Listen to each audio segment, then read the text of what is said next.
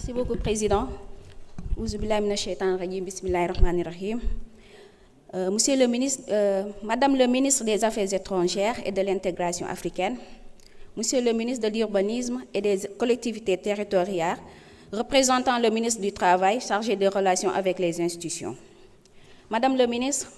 le projet de loi numéro 3/2025 autorise le président de la République du Sénégal à ratifier la convention entre le gouvernement du Sénégal et le gouvernement du Maroc sur l'assistance aux personnes détenues vise à établir un cadre juridique pour le traitement de l'assistance des personnes incarcérées. Cette convention pourrait inclure des dispositions sur les droits des détenus, l'accès aux services juridiques ainsi que des mesures pour garantir le respect de la dignité humaine et des droits fondamentaux. La ratification de cette convention pourrait également renforcer la coopération entre le Sénégal et le Maroc dans le domaine de la justice pénale et promouvoir des standards communs en matière de traitement des détenus. En facilitant l'échange d'informations et le soutien mutuel, cette initiative pourrait contribuer à améliorer les conditions de détention et à favoriser la réhabilitation des individus incarcérés. Madame le ministre,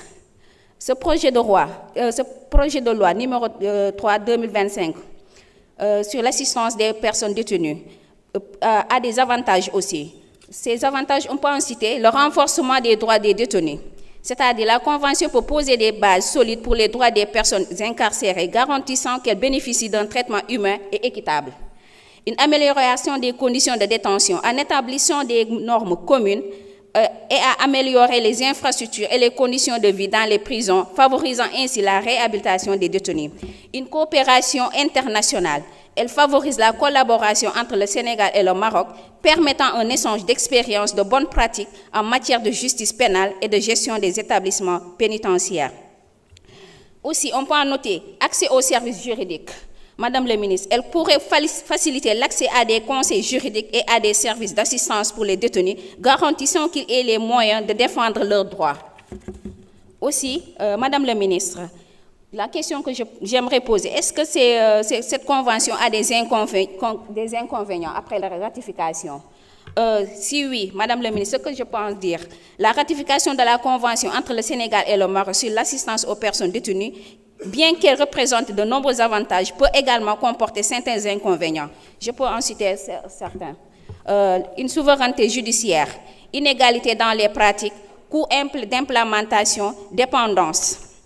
risque de mise en œuvre inégale et réaction publique, et ainsi stigmatisation des détenus. Ça aussi, on peut citer ça dans le projet de la Convention. Madame la ministre, il est important que le gouvernement évalue soigneusement ces risques et mette en place des mesures d'atténuation lors de la mise en œuvre de la Convention. Cela nécessitera un dialogue ouvert avec les parties prenantes, y compris les organisations de défense des droits humains, pour s'assurer que les principes de la Convention sont appliqués de manière juste et efficace. Je vous remercie.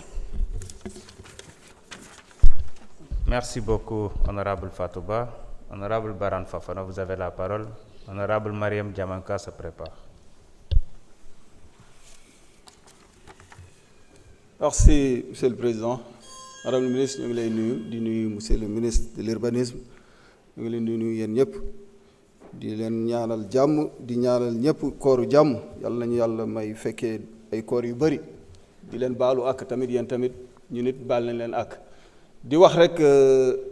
comme ni ngeen ko waxee man damay wax toujours il faut que nit ñi delloo seeni xel bu ñu demee ba ci weeru koor nit taxaw fii di wax ci président Macky Sall nga xool ci yàlla sax c'est important parce que déjà toog fii di wax ci Macky Sall c'est du peine perdue. Macky Sall rayonnement moom au niveau de l'international tey kenn werantewul loolu parce que adduna bi yëpp tey jii gis nañ ne même le parole de l'Afrique Macky Sall moo ko porté ba nga ko dalee wax ba léegi terewul fu mu war a yegg na fa kon nag bu yaboo nga noppal sa bopp parce que Macky Sall lu muy am na ko ba pare discours yi nga xamante ni moo nekkoon ci mbedd yi nañ ko bàyyi ngeen dem sur les actes parce que yéen seen aaye moo fi nekk. loolu la yàlla dogal tey te dañuy ñaan yàlla na doon lu gën ci Sénégal parce que amuñu feneen fu dul Sénégal te duñu jiggaani feneen jàmm la ñuy ñaan ci réew mi loolu moo ñu war ku fi taxaw loolu nga war a jiital. Madame le ministre concernant li ñu fi tax a ñëw tey li ma bëgg a wax foofu rek mooy c'est vrai nee nañu ci wàllu convention bi dafa am Sénégalais yi nga xamante ni jàpp naa ne même bu loolu amee nee nañu sur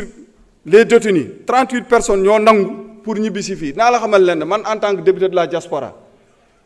ma nekk si sama deuxième législature li ma la bëgg a xamal mooy la majorité des Sénégalais des détenus ñi si gën a bëri ci ay tuuma lañ leen tëjee te am na si ñoo xamante ni tuuma yi ñu leen tëjee noonu pour que ñu nangu ñibbi si sax day diis si ñoom li si gën a bëri c'est du viol te viol bi li si gën a bëri ay tuuma kese defuñ ko la majorité te viol ñëpp xam nañ ne boo nekkee bitim réew ñu dégg ne diw dañ koo jàpp si wàllu viol day am problème pour ñibbi si sax si ay mbokkam ndax affaire boobu nu mu tiisee léeg-léeg nit ki day gis téléphone rek nii sa numéro téléphone si téléphone jabaram wala ne la wuy bon li ma gis mooy que ne woo nga sama soxna wala fekk yow sa liggéey moo ko laaj loolu dañ koy vécu mais nag ci wàllu consul yi ñun xam nañu carrément que ne consulat yi lépp lu leen war ñu ngi koy def à travers la diaspora assister les Sénégalais dañ koy def pour toujours mais nag sànq dama dégg fii benn affaire boo xam ne mu jaaxal ma lool wax dëgg yàlla parce que un député dafa am yoo xamante ni xaw ma de si c'est fondé par rapport lu mu wax maanaam au niveau de l'ambassade de l'Italie bu ñu waxee ne dafa am ñoo xamante ni ñu ngi fay defar ay passeport avec 1 million pour di ko defaral ay Gambia ak yooyu loolu lu jar a seetaat la man de wax dëgg yàlla li may wax ne si c'est fondé jar na yow nga def ci gestu parce que loolu nag wax dëgg yàlla lu doy waar la parce que nag kii di ministre Aïssata Tall Sall nekkoon na fi ministre affaires étrangères am na des agents yi nga xamante ne ñoo doon nekk dans les consulats ñu am yenn comportement yi ci loolu mu sanctionné leen am benn député bu fi taxaw ne Aïssata Tall Sall da koo def ngir politique et pourtant ces jours-ci nous avons vu les mêmes personnes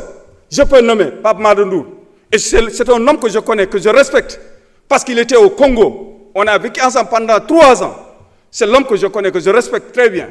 mais pourtant limogeage qu'il a eu au niveau du palais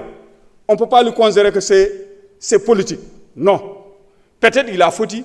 peut-être il y a quelque chose qu'il a fait peut-être c'est pour cela donc c'est important l'histoire retiendra toujours li fi waay wax bis a ngi si bis yi bis dina ñëw na nit kii xam ne waxoon naa lii kon nag tey jii moom mooy ministre des affaires étrangères bu amee benn agent mu def lu mu warut a def dina teg ci moom lu mu war a teg ci moom loolu c'est tout à fait normal loolu c'est tout à fait normal kon nag man li may wax toujours le Sénégal nous appartient nous tous amuñu feneen fu ñuy dem fu dul fii ci Sénégal suñu réew ñi Sénégalais yi nekk ci Zambie nag ak Angola ñu ngi leen di jaajëfal parce que keroog dañoo jooytoon fii ci wàllu passeport le directeur des Sénégal de l'extérieur Serif Diouf ñoo ngi lay nuyu di la jaajëfal wax dëgg yàlla gis nañu délégation bu fa demoon arrondir ay passeport foofu ci Afrique centrale ñu la ci jaajëfal bu baax di la wax tamit cri de cœur ñi nga xam ne ñoo nekk ci Zambie nekk ci Angola ñooñu tamit loolu mooy seen problème actuellement ni di la ñaan ngeen jàpp ci jërë ngeen jëf merci beaucoup honorable Barham Fofana honorable député